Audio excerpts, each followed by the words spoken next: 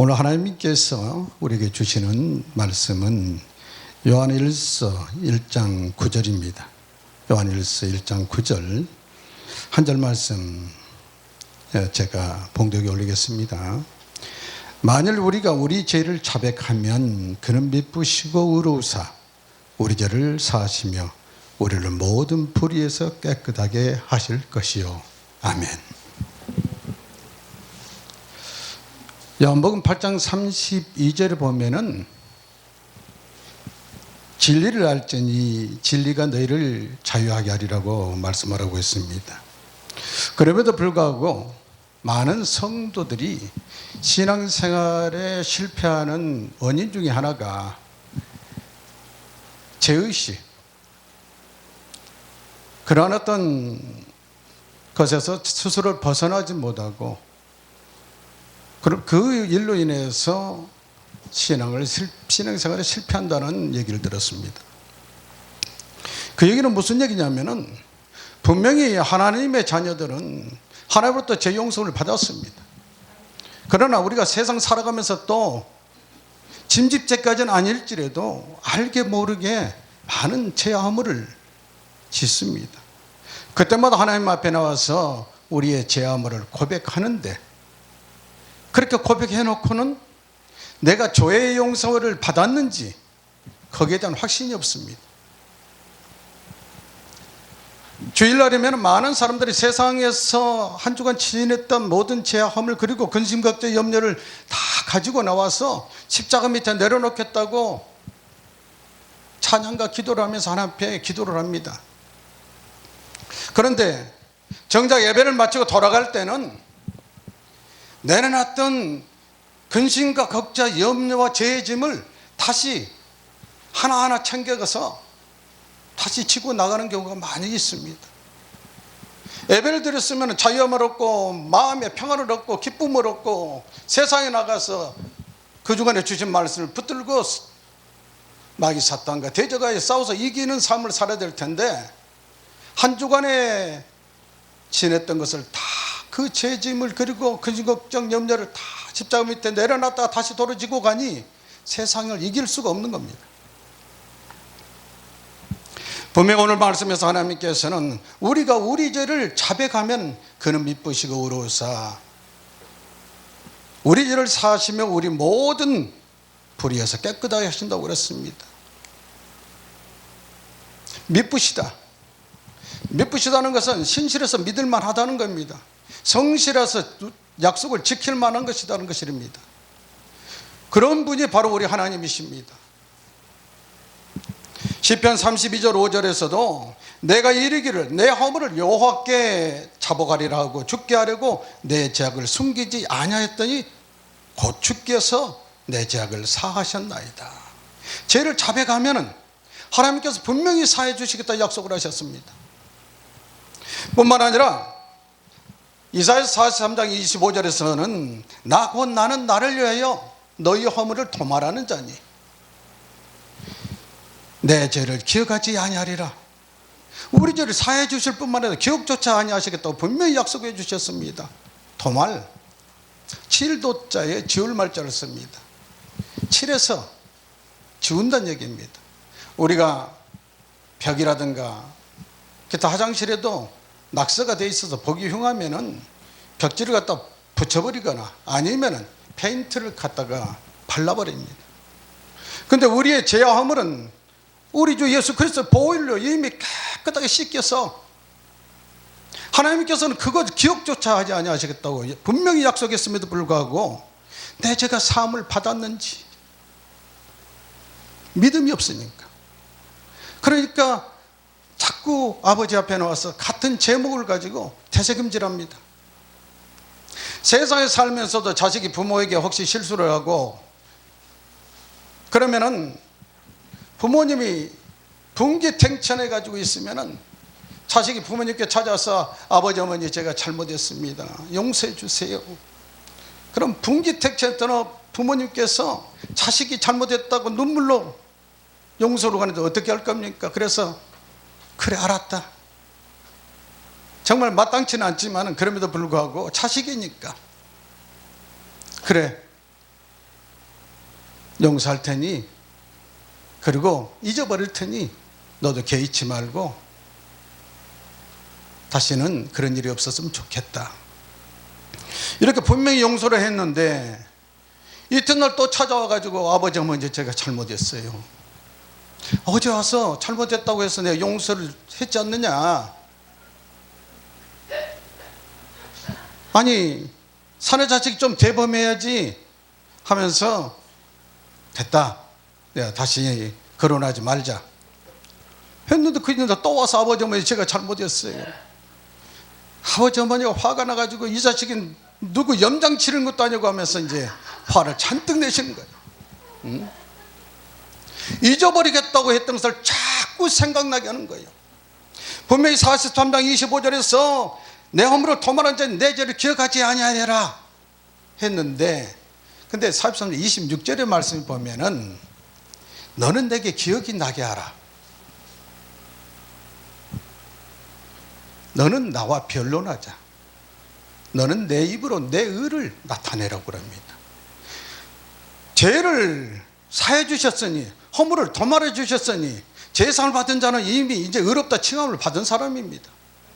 의로운 자는 행위도 의로될 거고 언행도 의로워져야 됩니다. 그러면은 하나님 앞에 의롭게 나타나야 되는데, 그래서 의로운 자로 기억나게 해야 되는데 죄 용서하겠다고 했던 그 제목을 다시 들고 와서 하나님 아버지 용서해 주세요, 용서해 주세요. 자꾸만 용서했던 죄를 다시 기억나게 하시는 것이 죄의식에서 헤어나지 못하는 성도의 모습입니다. 이런 것을 보면은 우리가 믿는다, 그럼 뭘 믿느냐 이 말이에요. 말씀을 믿는 것 아닙니까? 하나님이 눈으로 보이지질 않습니다. 손으로 만져지질 않습니다. 그럼 하나님 말씀을 믿는 것이 믿음이고 신앙이에요. 요한복음 1장 1절에 보면 태초에 말씀이 계시나 이 말씀이 하나님과 계셨으니 이 말씀은 곧 하나님이시라. 말씀이 하나님이다 말이에요. 말씀이 역시 되어 오신 분이 예수님 아니십니까? 그러면은 우리가 말씀을 따라가야 되고 그 말씀을 믿어야 되는데, 동시에 우리가 기도하면 믿음으로 하라고 그러지 않습니까?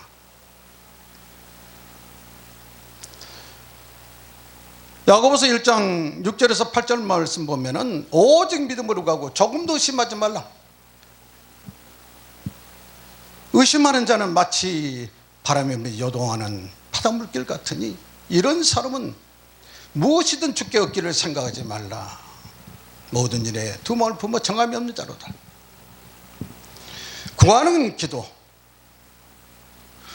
그리고 기도하고 구하는 것은 무엇이든 받은 줄을 믿으라. 그러면 그대로 되리라고 마가복음 11장 24절에서 말씀하고 있는 것입니다. 그럼 우리 회개 기도도 역시 믿음으로 해야 되고 말씀에 기초해서 기도를 해야 됩니다. 물론 하나님의 사람들이 하나님 앞에 와서 제 허물을 고백하고 죄 용서받았다고 나는 자유함을 얻었노라고 뻔뻔해지란 얘기가 아닙니다. 다만 그 죄에 묶여있지 말라는 것입니다. 우리가 사도 바울은 스스로를 죄인 중에 괴수라고 그랬습니다. 그가 빌립보서 3장 13절에 14절 보면은 형제들아 나는 아직 내가 잡은 줄로 여기지 아니하고 오직 한 일 즉 뒤에 있는 것은 잊어버리고 앞에 있는 것을 잡으려고 푯대를 향하여 그리스도 예수 안에서 하나님이 위해서 부르신 부름의 상을 위해 달려가노라. 사도 바울이 예수님을 영접하기 이전에 저질렀던 그러한 죄가에 자신을 묶어두질 않았습니다. 그러나 스스로를 죄인 중에 괴수라고 했던 것은 그러한 자가 이와 같이 하나님의 은혜를 받고 변화를 받아서 하나님의 부르심을 받는 사도의 역할을 감당하면서 나 같은 죄인도 이렇게 용서받아서 이런 일을 감당하고 있다는 것을 나타내기 위해서 하시는 말씀입니다. 그래서 푯대를 향해서 간다. 과거 뒤를 돌아보지 않고 푯대를 향해서 달려간다는 것은 오직 예수 그리스도를 향해서 달려간다는 것입니다. 예수 그리스도를 향해서 달려간다는 것은 말씀을 쫓아서 말씀의 길을 따라가는 것이고 예수 그리스도를 따라가는 것입니다. 누가복음 9장 62절에서는 손에 창기를 잡고 뒤를 돌아보는 자는 하나님 나라에 합당하지 않다고 그랬습니다. 사명받은 자가 자꾸만 과거에 묶여서 뒤를 돌아본다면 하나님의 일을 감당하지 못합니다. 그래서 바울은 사도행전 20장 4절에서 내가 달려갈 24절에서 내가 달려갈 때가 곧 예수께 주 예수께 받은 사명 곧 하나님의 은혜의 복음을 증거하는 일을 마치려면 나의 생명조차 조금도 귀한 것을 여기지 않겠다고 고백하고 있지 않습니까? 즉 표대를 향해서 달려가는 것이 주 예수께 받은 사명, 하나님의 은혜의 복음을 증거하는 일, 이것이 그에게 주어진 사명이고 그 일을 감당하기 위해서 달려가는 것이 표대를 향해서 달려가는 것입니다. 이런 일을 하기 위해서는 자꾸만 과거를 돌아봐서는 안 됩니다. 물론 인생이 자기 자신을 돌아보면 후회가 없는 인생이 어디가 있겠습니까? 그리고 죄와 허물대로 심판을 받는다면 살아남을 자가 누가 있겠습니까? 그러나 하나님이 미쁘셔서 의로우셔서 우리 죄를 사시고 우리 허물을 다 용서하신다고 그랬습니다. 이런 하나님께서 히브리서 8장 12절에서도 내가 그들의 부두를 긍휼히 여기고 그들의 죄를 다시 기억하지 아니하리라 하셨느니라. 어디서? 43장 이사야서 43장 25절에서 나 곧 나는 나를 위하여 자신을 위해 선다고 그랬습니다. 보면은 잠언서 9장 11절에 보면은 허물을 용서하는 것이 자기의 영광이라고 그랬습니다. 하나님께서도 나 곧 나는 나를 위하여라고 그랬습니다. 하나님께서 당신을 위해서 우리 죄를 사하십니다. 그러면은 우리도 우리가 인생길을 살아가면서 우리에게 죄 지은 자를 사해주고 남의 허물을 덮어주는 것, 하나님은 사랑하시기 때문에 죄를 사해 주실 뿐만 아니라 허물을 덮어줍니다. 그래서 예수 그리스도의 제자된 우리들도 하나님의 말씀의 가르침에 따라서 죄를 용서하고 허물을 용서할 때 상대를 위해서보다는 내가 그로 인해서 내가 편안해지고 내가 영광을 받을 수 있다는 사실을 기억하시고 먼저 용서하시기 바랍니다. 그래서 우리가 우리의 죄를 용서함같이 우리 죄를 사하여 주옵시고 먼저 사랑 관계를 풀라는 것입니다. 미랑이라는 영화를 혹시 보셨을지 모르겠습니다. 미랑이라는 영화 보면은 홀로 된 젊은 가부가 아들이 있었는데 그 아들이 유괴를 당해가지고 살을 당했습니다. 살 소망이 없는데 약국을 경영하는 분으로부터 전도를 받고 교회 출석해서 예수님을 영접합니다. 거기서 말씀을 이제 듣다 보니까 원수를 용서하라고 그럽니다. 그래서 마음의 평안을 얻고 내가 내 아들을 죽인 그 원수까지도 용서하리리 하고 이제 감옥에 갇혀있는 죄수를 만나러 가겠다고 그럽니다. 많은 성도들이 굳이 그렇게까지 할 건 뭐 있느냐? 그럼에도 불구하고 찾아가서 그 죄수를 만납니다. 그 죄수를 만나니까 그 죄수가 나는 이곳에서 즉 감옥에서 예수를 만나서 하나님 앞에 눈물로 고백하고 내 죄를 회개했더니 하나님께서 내 죄를 사해 주셨다. 그래 나는 마음이 평안하다. 그러니까 죄를 용서해 주겠다고 찾아갔던 여자 주인공이 거기서 완전히 그냥 이런 표현이 될지 모르겠습니다만 헷가닥 해버립니다. 헷가닥 해버립니다. 내가 죄를 용서해 주지 않은데 신이 어떻게 먼저 용서해 줄 수 있느냐고 싫은 나를 배신했다고 완전히 돌아버립니다. 많은 시사점이 있습니다. 죄수가 정말로 거기서 그리스도 예수를 인격적으로 만났다면 하나님께서는 용서하기 물론 고백하면 용서를 하시겠죠. 그런데 분명한 것은 사람에게 용서받기를 하나님께서 분명히 그 심령에 역사하셨을 텐데 예수님을 인격적으로 분명히 만나지 못했을 거란 얘기예요. 그렇기 때문에 상대를 향해서 자기 죄를 고백하면서 용서해달라고 사과를 못한 거예요.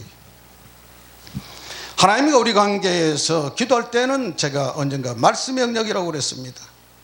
하나님 앞에 우리가 회개할 때는 말씀의 기초에서 해결을 합니다. 그렇기 때문에 하나님께서 자백하면은 용서하시겠다고 말씀을 하셨던 그 약속의 말씀 믿고 우리가 우리 죄를 자백합니다. 그러나 사람의 관계는 말씀의 영역이 아니라 감정의 영역입니다. 그렇기 때문에 상대가 용서해 줄 때까지 사과를 하고 용서를 구해야 되는 것입니다. 그런데 하나님의 것만 용서받으면 다 된 것처럼 사람들 관계를 잘못하고 있는 것은 이것은 크리스찬, 진정한 크리스찬의 자세가 아닙니다. 분명히 하나님께서 말씀하시기를 예물을 제단에 드리려다가 형제에게 엉망 들을 만한 일이 생각나거든 예물을 여기에 두고 가서 형제와 화목하고 난 후에 예물을 드리라고 하고 있습니다. 사람의 관계, 이것은 사람 관계를 하나님의 관계보다 우선하는 말씀은 결코 아닙니다. 중요한 것은 눈에 보이는 사람 관계, 그 관계조차 성실하게 신실하게 하지 못하는 사람이 어찌 보이지 않는 하나님과 관계를 언제 할 수 있겠느냐는 뜻입니다. 그래서 하나님 앞에 회개하는 것은 내가 용서할 것은 용서하고 또 내가 용서받을 것은 용서를 받기 위해서 애를 써야 된다는 것입니다.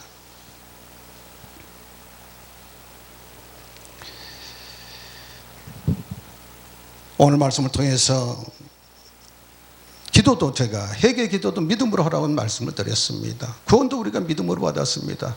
에베소서 2장 8절에서 9절 말씀 보면은 너희는 그 은혜에 의하여 믿음으로 말미암아 구원을 받았으니 이것이 너희에게서 난 것이 아니라 하나님의 선물이라. 행위에서 난 것이 아니 누구든지 자랑하지 못하게 하람이라. 우리는 행위로 구원을 받을 자가 한 사람도 없습니다. 믿음으로 구원을 받습니다. 그 믿음이라는 것이 우리가 눈에 보이는 건 아니지 않습니까? 손에 잡히는 거 아니지 않습니까? 말씀 통해서 믿고 내 안에 내주는 성령께서 나를 증거해 주시는 것입니다. 너희 안에 그리스도 영이 있느냐 이 말이에요. 그리스도가 있느냐 확증하라. 만약에 너희 안에 그리스도가 있음을 확증하지 못하면 너는 가짜라 이 말이에요. 그래서 계시록에 보면은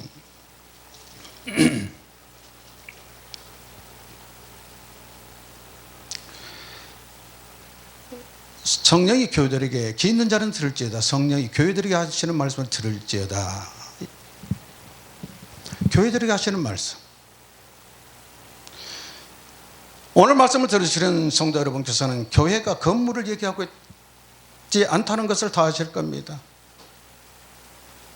너희는 너희가 하나님의 성전인 것과 너희 안에 하나님의 성령이 거하시는 것을 알지 못하느냐. 하나님의 성전이 거하는 우리가 바로 교회입니다.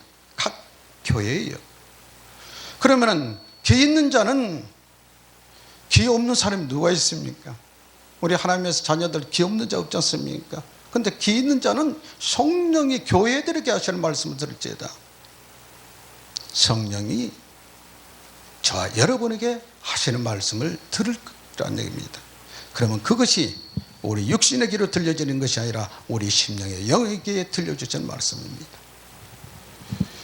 기회가 되면은 하나님의 음성을 듣는 방법에 대해서 여러분 같이 한번 은혜를 나누기를 때가 있을 것입니다만은 오늘은 오직 회개 기도도 믿음으로 하시고 하나님 앞에 나와서 자신의 죄를 자백했다면 하나님께서 분명히 용서하시고 다시 기억조차 하지 않으시다는 사실을 믿으시고 자유함을 얻으시기 바랍니다.